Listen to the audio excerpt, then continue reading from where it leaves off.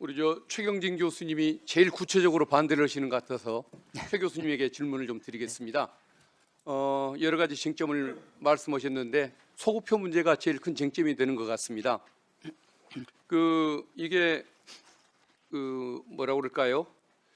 아무리 과거 사건에 적용한다고 할지라도 새로운 소송에 대해서 새로운 법을 적용하는데 새로운 소송에 새로운 소송법을 적용하는 것을 두고 소급표라고 할 수가 있는지 저는 기본적으로 의문입니다.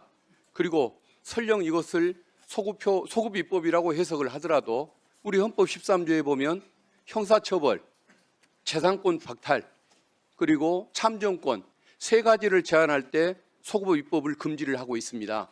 나머지는 소급입법이 금지되지도 않습니다. 그런데 어떻습니까? 지금 우리 집단소송법이 없는 책임, 없는 의무, 없는 죄를 만들어내는 것은 아니고 이미 있던 의무, 이미 있던 책임에 대해서 피해자들에게 소송 절차상의 편의를 제공하는 것에 불과하지 않습니까? 그런데 과연 이것을 소급입법에 해당한다, 헌법의 원칙에 어긋난다 이렇게 해석할 수가 있습니까? 어떻습니까? 저는 위반된다고 생각합니다. 왜냐하면 새롭게 이제 법이 새롭게 시행된 다음에 기존의 사실관계에 대해서 소송을 하는 거이잖아요. 근데 새로운 사실관계에 대해서 소송을 이제 법을 적용하는 것은 당연히 소급입법이 아니죠. 근데 의원님 말씀하신 것처럼 새로운 사실관계가 하는 건 관계없습니다. 그런데 우리가 지금 적용하고자 하는 대상은 이미 법 시행 이전에 발생했던 이미 끝난 사실에 대해서 지금 법을 소급 적용하자는 거기 때문에 소급인 건 분명하고요. 그리고 이제 헌법에 명시돼 있냐라는 건데 이제 몇 가지 고민할 게 있습니다. 뭐냐 하면 우리 법이 헌법재판소와 또 일반 대법원이 만약에 의원님 말씀대로 소급입법을 할 수 있다라고 말했다면 굳이 왜 그렇게 구체적인 요건을 들어가지고 굳이 예외적으로 이러이러한 요건의 경우에만 소급이 가능하다라고 굳이 말했을까요? 만약에 말씀대로 한다면 굳이 그런 판단 자체를 법원이 할 필요가 없었을 거라 생각합니다. 잠깐 교수님 한번 들어보십시오. 네네. 이것은 소송 절차법입니다. 실체법이 아니죠. 없는 의무를 만들어내고 없는 책임을 만들어내는 것이 아닙니다. 기존에 발생했던 책임, 기존에 발생했던 의무에 대해서 피해자들이 그것을 실현하기 위한 소송상의 절차, 그 편의를 제공하는 것에 불과한데 마치 없던 재산권을 박탈하는 것처럼 그렇게 해석하시는 것은 사실관계를 호도하는 문제인 것 같습니다. 어떻습니까? 집단소송법을 우리가 이제 미국도 이제 소송 절차법에 있긴 합니다. 그런데 집단소송법을 순수 절차법으로 바라보는 시각은 없는 것 같습니다. 왜냐하면 집단소송법이 도입됨으로 인해 가지고 사실상 법원이 특히나 우리나라 법원 같은 경우에 순수하게 법원 내에서 판단에 의해서 실손해에 대해서만 판단하겠다고 하면 좀 문제가 덜할 것 같은데요.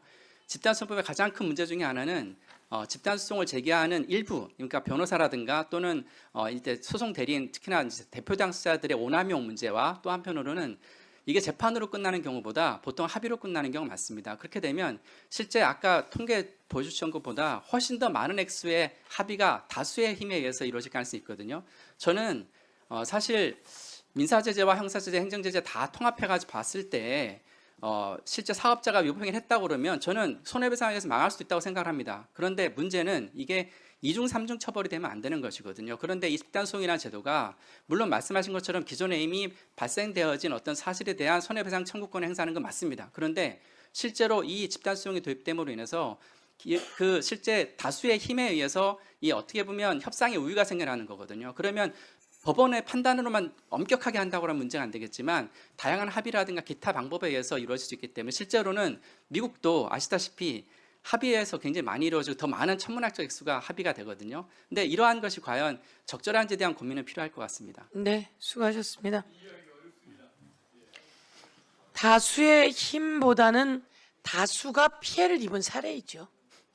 그러니까 다수의 힘에 의해서 기업이 어떻게 되느냐의 관점보다는 다수가 피해를 입었고 말씀처럼 기업도 살아야 하지만 다수에게 엄청난 피해를 입었다면 기업도 감수해야 될 게 있는 거고 다수의 피해자가 누구를 어떻게 하기 위한 것이 아니라 향후에 이런 일도 일어나지 않게 다수의 피해자의 피해를 어떻게 해결할 거냐라고 하는 의미 그러면서 또한 기업도 잘못한 게 있으면 그거에 대한 책임을 지고 그러나 과한 그 피해가 기업에 가지 않게 하자 이런 취지이신 거죠? 맞습니다. 네. 그런 취지이신 거지. 네. 다수의 피해자가 그 피해를 보상 받을 수 있게 해야 된다. 이건 맞는 것이고요.